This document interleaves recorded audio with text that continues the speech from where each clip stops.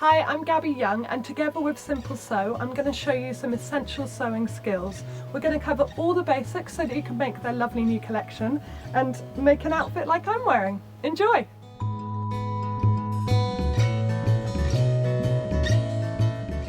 Okay, so we're going to show you how to make darts. So you can see that I'm on the wrong side of the fabric and I've already drawn in my dart, so I just pinch the end of the two legs where the notches are and the end of the dart as well, so that you're lining up the two lines either side.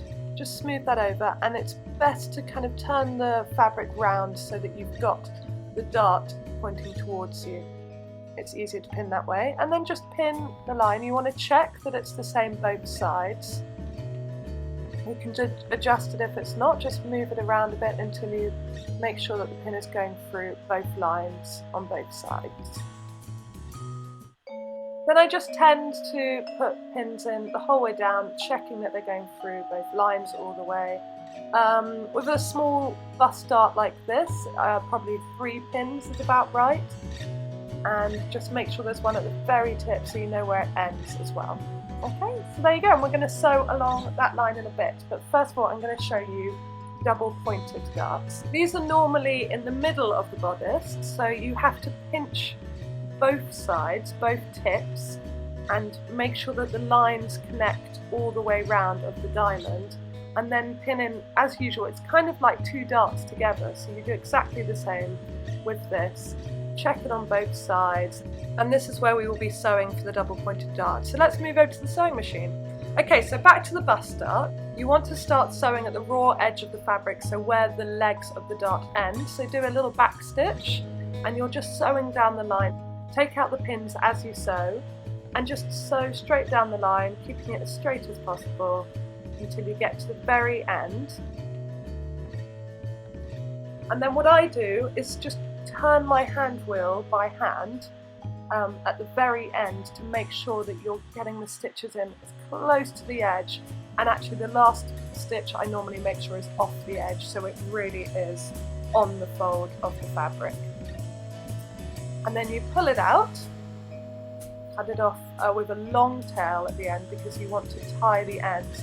Don't backstitch here, I used to, but the moment I started tying it, it was so much better. And there's your darts. That's what it looks like on the right side of the fabric. And they're on the wrong side. Okay, so with the double pointed, we're going to start in the middle of the dart. So you start at the widest point of the diamond, do a little back stitch there as well, and then sew down as if it's a normal dart all the way to the bottom. Do the same, slow down at the end, turn the hand wheel, tie it, or tie it at the end, that's what I normally do, and then you turn your fabric round and you sew the other way up. So it's literally like sewing 2 darts together. And there you go. That's your double pointed dart. Make sure you tie the 2 ends there. Over to the iron. We're going to press our dart just how it is really well. Make sure you get those stitches set in. And then on the wrong side still, you're going to press your dart towards where it says in the pattern. So here, I'm going to press it towards the centre front. And then you turn it over the other way and you press it that way as well. But you want to make sure you kind of give a little pull on the fabric to make sure that you're really ironing into that point of the dart. And the only thing left to do is to press your double pointed dart, and this is exactly the same as you do with the dart on both sides. You want to make sure you really get into those points of the darts and just give it a really good press, and hey presto! I hope you enjoyed how to sew 2 different types of darts. See you next time.